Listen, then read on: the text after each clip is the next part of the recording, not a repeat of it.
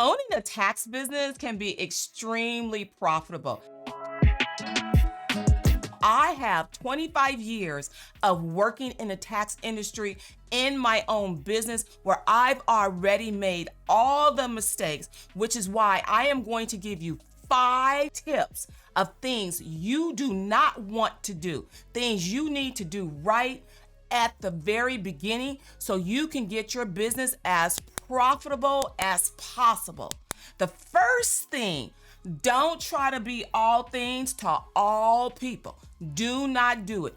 Everybody cannot be your client. And I learned that the hard way. What you want to do is niche down into a group of certain types of clients. Maybe you want to work with influencers. Maybe you want to work with realtors, but have a niche from the very beginning and stick to it. Yes, you will get referrals from your other clients. And yes, you can be prepared to take referrals. But remember, starting off in a niche and sticking there is going to get you your biggest lift because you will know how to handle that type of industry specifically. You will know what to do and you will become an expert in that particular niche and you will see your business soar very quickly. The second thing is do not try to work all the hours. Do not work from sunup to sundown trying to accommodate clients. You have to stick to your guns in the very beginning. If you don't want to work weekends, don't start off working weekends. If you don't want to work late hours, don't start off working late hours. Why do I tell you that? Because our clients become very spoiled very quickly. So do not start a habit that you do not want to finish. Establish what your hours are going to be and stick to it. Allow me to give you an example. When I started my business, it was around my children growing up and going to school. So you can best believe I wasn't taking appointments at 8 o'clock in the morning because that was the time I was getting my kids to school. I did not take appointments after 2 o'clock in the afternoon because that was the pickup time that I needed to be there for my children. So remember, establish your working schedule from the very beginning and be very careful how you engage with your clients because once you start that habit, it is going to have to stay there. The third thing, establish where you want to be in the marketplace. There are different levels to tax preparation in this industry. Do you want to be a storefront like an H&R Block or a Jackson Hewitt where people can just walk in off the street, they don't need an appointment, and they can just have access to you? Is that the type of practice you want to have? Or do you want to have the type of practice that people book appointments, kind of that mid-level practice where people can book appointments to see you? Or do you want to be the Nordstroms, the Macy, the Dillards of the tax industry where you are a boutique firm only catering to a specific type of client where you're looking for value in terms of dollars versus volume in terms of the number of clients you are going to see?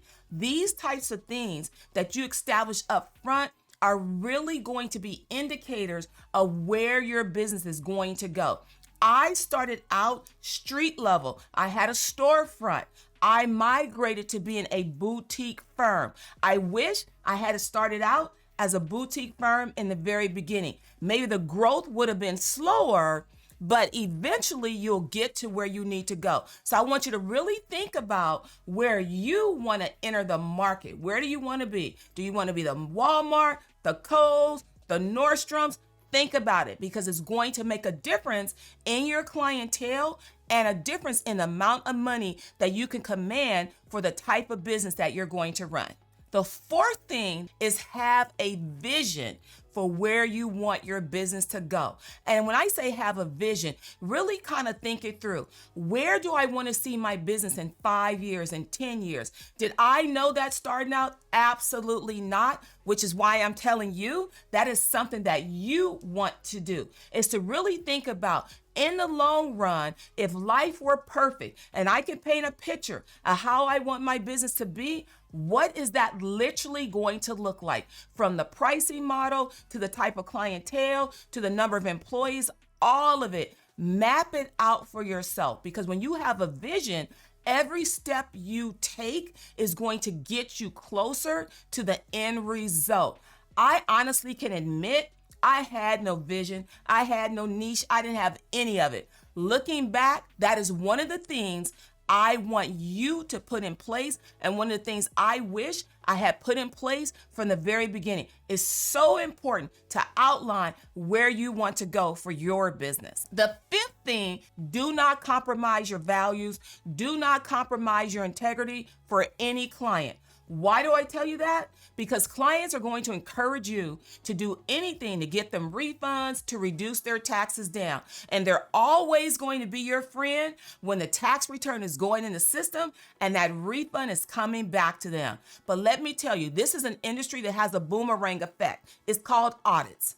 You want to be careful not to put something on somebody's tax return that you, the tax preparer, have not verified for yourself, because you can end up getting preparer penalties. Yes, the taxpayer will have to owe back the tax in the event of an audit, but you, the preparer, can get slapped with the preparer penalty, and you don't want to do that. And you have to protect your license and your reputation, not just for that client, but for every future client that you come in contact with.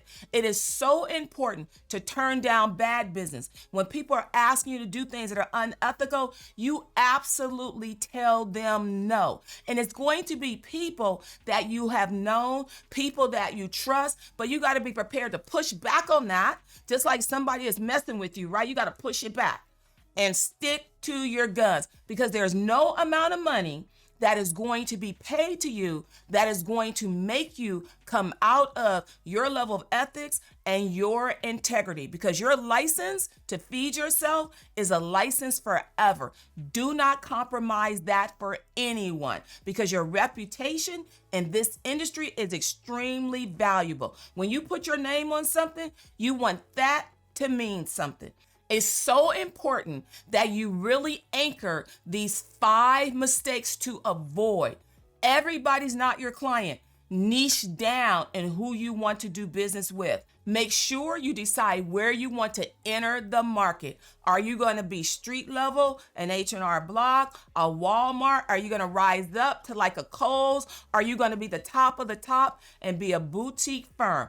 Make sure you set your working hours when you're going to be available to your clients. You cannot be all things to everybody. You also want to make certain you establish that vision for your business. Where do you want that business to go?